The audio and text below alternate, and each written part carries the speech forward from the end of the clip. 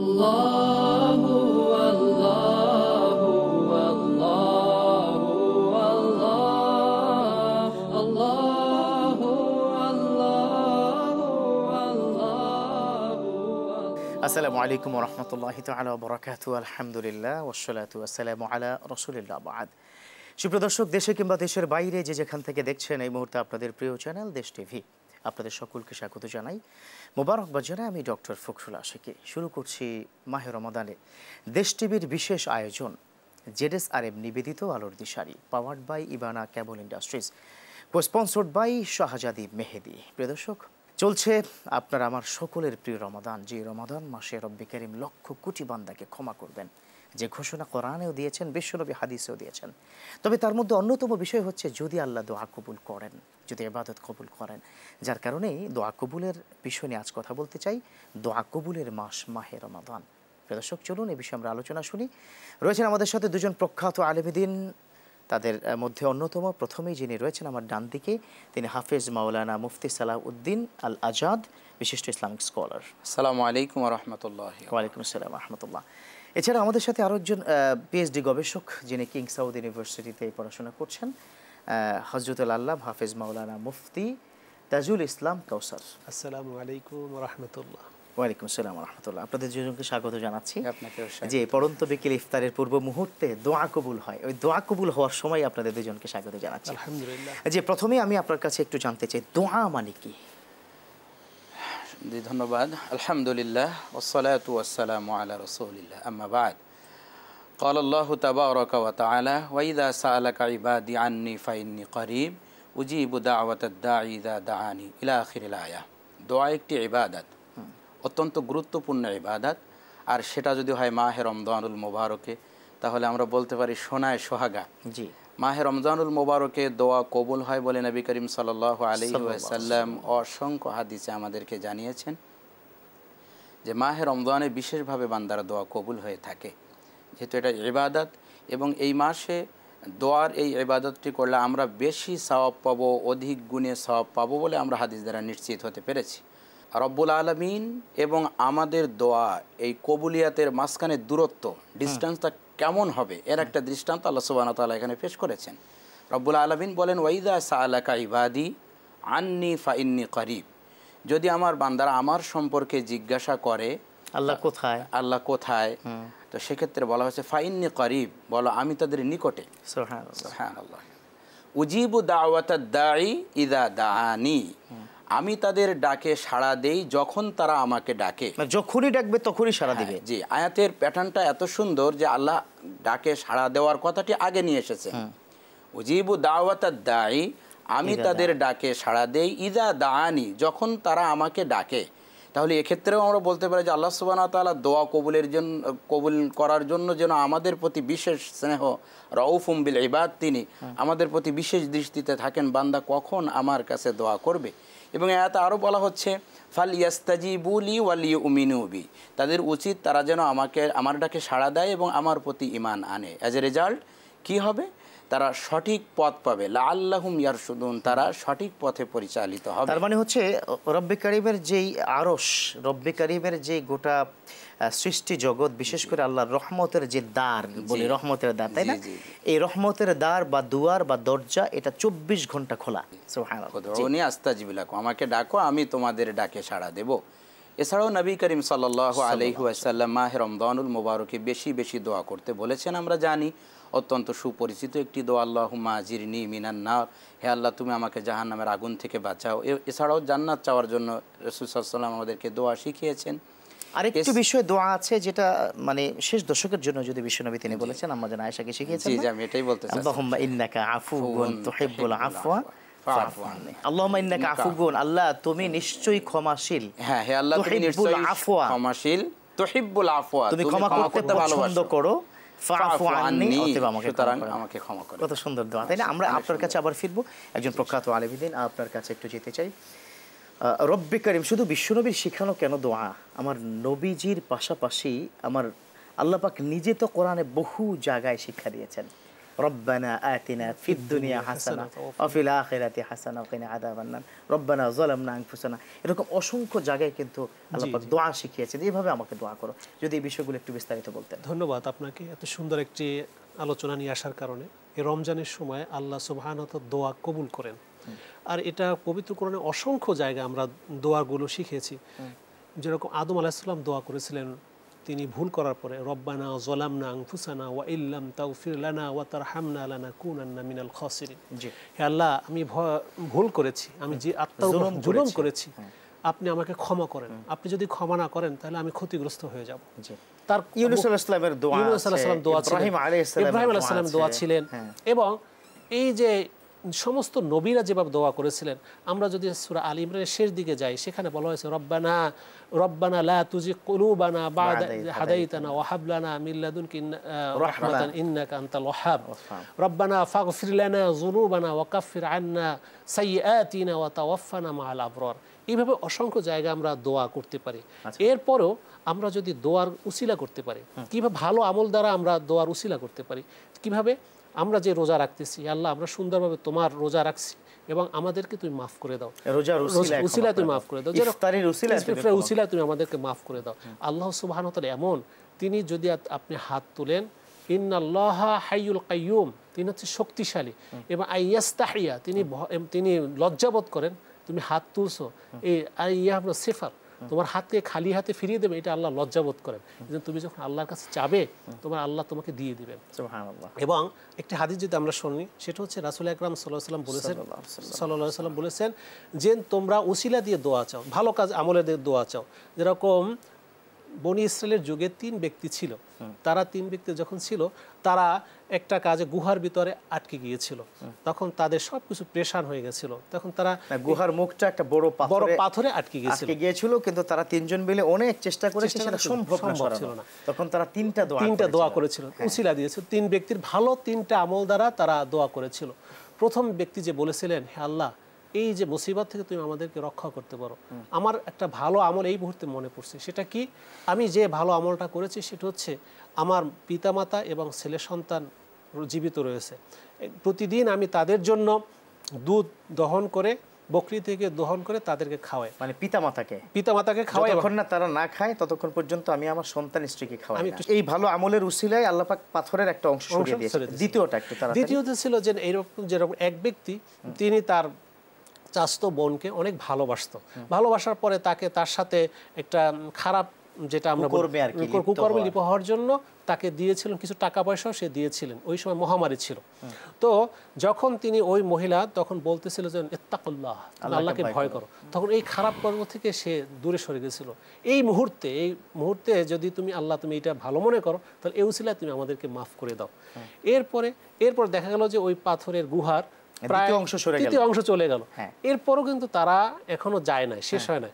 এরপরে তৃতীয় ব্যক্তি, যে আমার কাছে একজন মজুরি, অনেকজন দিন মজুরি ছিল, একটা লোক তার পাওনা, কর্মচারী, তার পাওনাটা সে পরিশোধ না নিয়ে চলে গিয়েছে। অনেকদিন পর ওই টাকা সে নিয়ে আসার জন্য, আবার ফেরত নেওয়ার জন্য চলে আসছে। আমি ওনার টাকাটাকে আমি ইনভেস্ট করে অনেকগুলো বকরি আমি তৈরি হয়েছে এবং সে অনেক লাভ হয়েছে। যখন আমার কাছে আসলো, তখন আমার এই সমস্ত পাল সব দিয়ে দিলাম, কোনো জবাবদিহিতা আমি করি নাই। এটা যদি তোমার কাছে ভালো মনে হয়, তাহলে পাথর সরিয়ে দাও। তার মানে হচ্ছে, দেখুন, এই যে দোয়া উসিলা দিয়ে করা যায়, যে নিশ্চয় উসিলা দিয়ে দোয়া করার কি ব্যাপারে, বা যে কোনো উসিলা দিয়ে দোয়া করার ব্যাপারে কোনটা উত্তম উসিলা, সেটা আপনি একটু অবশ্যই আমাদেরকে বলবেন, এবং কোনটা করলে আল্লাহ পাক দোয়া সত্যি ফেরত দিবেন না, কবুল হবে। তবে সেটা একটা ছোট্ট বিরতি হবে ইনশাআল্লাহ তাআলা। প্রিয় দর্শক, দেখছেন আপনাদের প্রিয় চ্যানেল দেশ টিভি এবং আপনাদের প্রিয় আয়োজন দেশ টিভির মাহে রমাদানের বিশেষ আয়োজন ZSRM নিবেদিত আলোর দিশারি, powered by Ibana cable industries limited. ও আমাদের সুন্দর আয়োজন কো স্পন্সর হিসেবে রয়েছে শাহজাদি মেহেদি। নিচ্ছি ছোট্ট করে বিরতি, ফিরছি কিছুক্ষণের মধ্যে। আল্লাহু আল্লাহু আল্লাহু আলহামদুলিল্লাহ। প্রিয় দর্শক, ফিরে এলাম বিরতির পর। আমাদের সাথে থাকার জন্য ধন্যবাদ। দেখছেন আপনাদের প্রিয় চ্যানেল দেশ টিভি এবং দেশ টিভির বিশেষ আয়োজন পবিত্র মাহে রমাদানের এই আয়োজনটি ZSRM নিবেদিত আলোর দিশারি, powered by Ibana cables industries ও কো-স্পন্সর হিসেবে রয়েছে শাহজাদি মেহেদি। প্রিয় দর্শক, সুন্দর এই আয়োজনে আমরা আলোচনা করছিলাম মাহে রমাদানে দোয়া কবুল হওয়ার যে বিষয়গুলো, দোয়া কী কী কারণে কবুল হয়, এবং এই দোয়া কবুলের মাসই তো এই রমাদান, আলোচনা করব। আমাদের সাথে প্রখ্যাত আলেমুদ্দিন রয়েছেন হাফিজ মাওলানা সালাউদ্দিন আল আজাদ। যে আমি বিরতির পূর্বে আপনার কাছে বলেছিলাম যে সবচেয়ে কোন উসিলাগুলো দিয়ে আল্লাহর কাছে দোয়া করলে বেটার হবে? তাফসির এবং সুন্নায় যেটা পাওয়া যায়, স্পেসিফিক কোনো আমলটাকে বিশেষভাবে দেখানো হয় নাই, বলা হয়েছে নেক আমলের ওসিলা দিয়ে দোয়া করা। যে কোনো নেক আমল যেটা একমাত্র আল্লাহর জন্য হয়ে থাকে, আল্লাহর সন্তুষ্টির জন্য হয়ে থাকে, শুধুমাত্র আল্লাহর জন্য, যে আমলের মধ্যে কোনো শিরক নাই, কোনো লৌকিকতা নাই, শুধুমাত্র আল্লাহর জন্য যে আমলটা হবে, আমার মনে হয় এটার স্পেসিফিক একটা গুরুত্ব, মানে স্পিরিচুয়াল পাওয়ারটাই আলাদা। এছাড়াও দোয়ার অবারিত দ্বার আল্লাহ সুবহানাহু ওয়া তাআলা আমাদের জন্য খুলে দিয়েছেন। শুধুমাত্র যে আমার জন্য দোয়া হবে বিষয়টি এমন নয়। মাহে রমজানুল মোবারকের এই পবিত্র সময়ে আমি আরও একটি বিষয় যোগ করব, সেটা হচ্ছে আমাদের পিতামাতার জন্য বিশেষভাবে দোয়া করার কথাটি আল্লাহ সুবহানাহু ওয়া তাআলা আমাদেরকে শিখিয়েছেন, যে দোয়াটি অত্যন্ত প্রসিদ্ধ, আমাদের সবারই মুখস্থ। আল্লাহ তাআলা বলেছেন, বলো রব্বির হামহুমা কামা রব্বায়ানি সগীরা। যেহেতু পিতামাতার প্রসঙ্গটা আপনি এনেছেন, তাদের উসিলা দিয়ে কি দোয়া করা যাবে? হ্যাঁ, অবশ্যই। পিতামাতার ওসিলা দিয়ে বলতে পিতামাতারকে আমি খেদমত করব, সেটা একটা নেক আমল নিঃসন্দেহে। সেই নেক আমলের উসিলা? হ্যাঁ, সেই নেক আমলের ওসিলা দিয়ে। পিতামাতার মানে উসিলা দিয়ে তো কোনো প্রয়োজন নেই। আসলে কোনো ব্যক্তির ওসিলা দিয়ে এভাবে দোয়া করাটা এইভাবে রাসূলুল্লাহ সাল্লাল্লাহু আলাইহি ওয়াসাল্লামের উসিলা দিয়ে, যে রাসূল করিম সাল্লাল্লাহু আলাইহি ওয়াসাল্লামের, যেহেতু তিনি মহান ব্যক্তি, আল্লাহ তাআলার স্পেশাল, ওনার ওসিলা দিয়ে দোয়া করা, তার বন্ধুর উসিলায় কি দোয়া যাবে, তবে পিতামাতার উসিলা বা সন্তানের উসিলায় নয়, ব্যক্তির উসিলায়। সেই এছাড়াও বলবো যে আসলে দোয়ার আরও বৃহৎ আকারে যদি আমরা বলি, শুধু আমার জন্য নয়, আমার পিতামাতার জন্য নয়, গোটা মুসলিম উম্মার জন্য দোয়া করার কথাটাও এসেছে। আমি একটা আয়াত উল্লেখ করব। সূরা ইব্রাহিমে আল্লাহ তাআলা বলেছেন, রব্বানা গফিরলি ওয়ালি ওয়ালিদাইয়া ওয়ালিল মুমিনিনা ইয়াউমা ইয়াকুমুল হিসাব।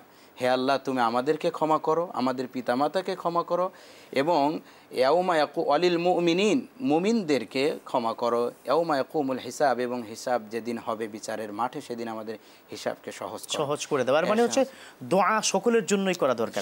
আচ্ছা, এবার আসুন, দোয়া কবুল হওয়ার পূর্ব শর্তটা কি?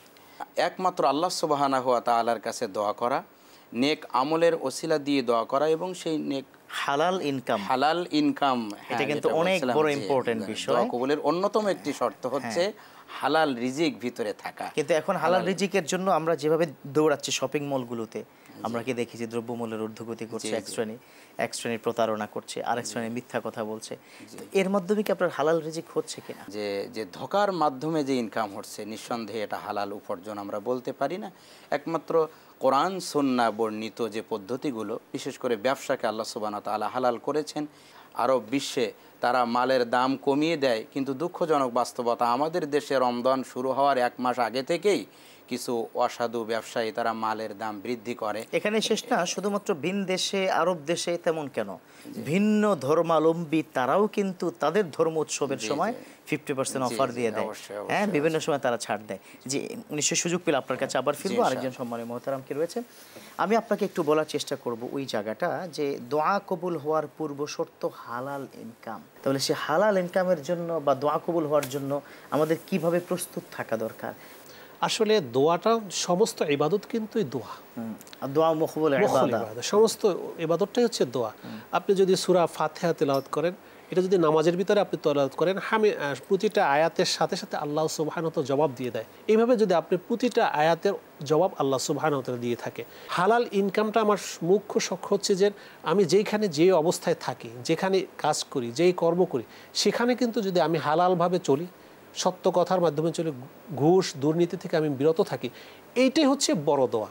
এখান থেকে আপনি যখন আল্লাহর কাছে চাবেন, আল্লাহ সুবহানাহু ওয়া তাআলার হাদিস কুদসির ভিতর আসছে, আপনার চোখের পানিটাই নাগের ডগায় আসার আগ পর্যন্ত আল্লাহ কবুল করে নেবেন। এই জন্য আমাকে এভাবে চেতে হবে। আর একটা চাওয়ার একটা কৌশল হচ্ছে উদু রাব্বাকুম তাদাররুআন ওয়া খুফিয়াতান। তুমি আল্লাহর কাছে চাও ভয় এবং আশার মাধ্যমে। মানে ভয় থাকবে যদি কবুল না হয়, আবার আশাও থাকবে অবশ্যই আমাকে এটা কবুল করবে। তুমি যদি রোজাকে ঈমান এবং ইহতিসাবের সাথে রাখো, তাহলে তোমার পিছনের সমস্ত গুনাহ আল্লাহ মাফ করে দিবেন।